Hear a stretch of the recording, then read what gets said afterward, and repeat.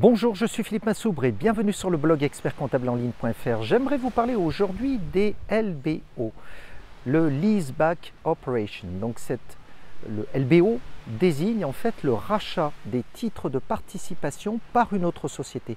On retrouve des LBO notamment en cas de rachat de société par une société holding qui donc souscrit un emprunt et inscrit dans son bilan la valeur des titres de participation.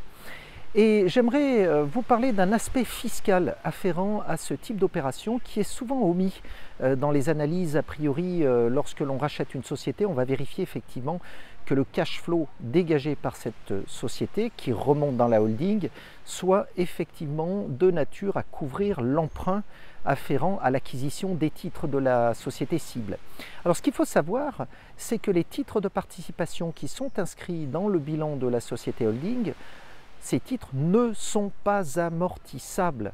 Ils ne sont pas amortissables, ça veut dire que techniquement, la holding ne va pas pouvoir déduire en fait l'équivalent du capital remboursé à la banque. Ce sont donc des sociétés, les sociétés holding qui rachètent donc par voie de LBO des filiales, ce sont des sociétés qui sont condamnées à dégager un résultat net après impôt sur les sociétés équivalent au montant du capital à rembourser à la banque pour être capable à minima d'avoir une trésorerie équilibrée.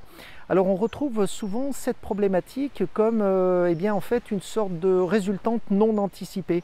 Et c'est pour ça qu'il est important, lorsque l'on fait des montages de ce type, d'anticiper l'impôt sur les sociétés qu'aura à acquitter en fait la société holding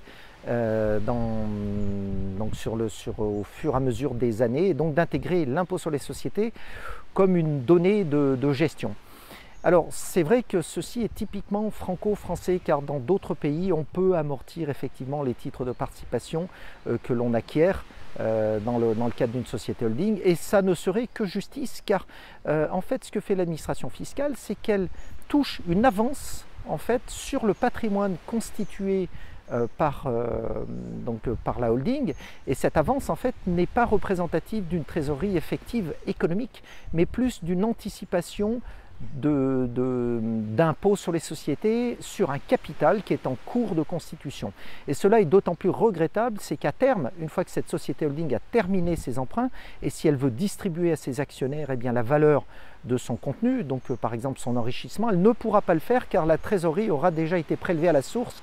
Il faudra donc attendre encore quelques années postérieurement au remboursement des prêts pour que cette holding puisse effectivement commencer à dégager du cash pour ses actionnaires dans l'hypothèse, on va dire, d'un modèle économique équilibré. Voilà, c'était Philippe Massoubre pour le blog expertcomptableenligne.fr. Je vous dis à très bientôt. Au revoir.